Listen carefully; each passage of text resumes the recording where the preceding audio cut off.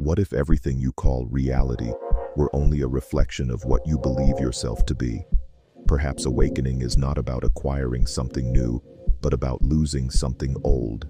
Losing the illusion that you are merely this name, this story, this collection of memories. Losing the idea of a separate self, navigating an indifferent universe. Awakening begins when that rigid identity starts to crack. The ego is, above all, identification with thought. The voice that comments, judges, compares, and projects presents itself as you. But if you can observe that voice, it cannot be what you truly are. There is something prior to thought, a silent presence that witnesses, and that silence is unsettling. There is no drama there, and the ego lives on drama. The ego is not personal, it is a collective pattern of separation. It says, me against the world, my pain, my success, and you defend this construction as if you were defending your own life. But what exactly is being defended?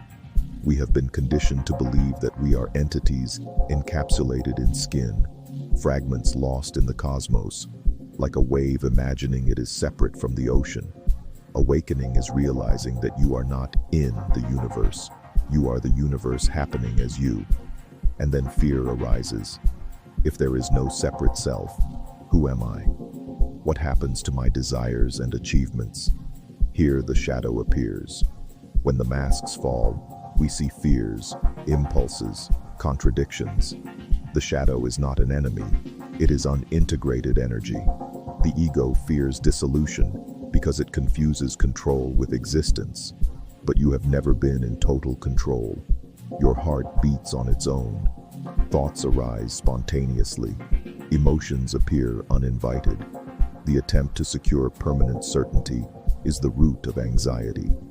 We want fixed stability, yet life is flow.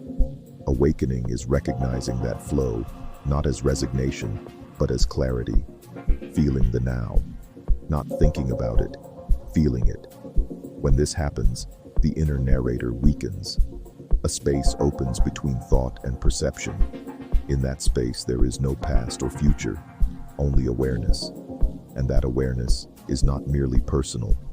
Your individuality is a unique expression of a universal background, like a single note within a symphony. Here lies the paradox. The more you release the idea of separation, the more authentic you become. The search ends when you realize the seeker itself was the illusion. But beware, the ego can turn awakening into another project.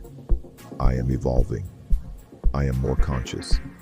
That is simply identity rebuilding itself in spiritual form. True awakening is simpler and more radical. It is realizing that you are the field in which thoughts, emotions, and sensations arise, but you are not confined to any of them. Reality is not out there, waiting to be understood. It is this immediate experience, now, without concept, without name. What remains when you stop trying to be someone? Presence. And that presence is alive, intelligent, creative.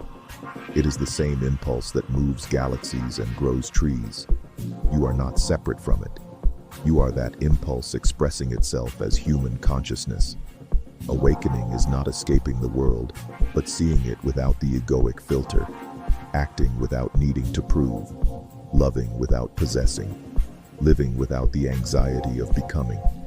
It is not a final event. It is an ongoing unveiling. Each time you observe a thought without identifying, each time you accept the moment as it is, each time you see that the fear of dissolution is just another appearance in awareness, the illusion weakens, and you discover something simple. You were never separate, never lost, never incomplete. Perhaps awakening is not becoming extraordinary, but recognizing that the extraordinary is what you have always been.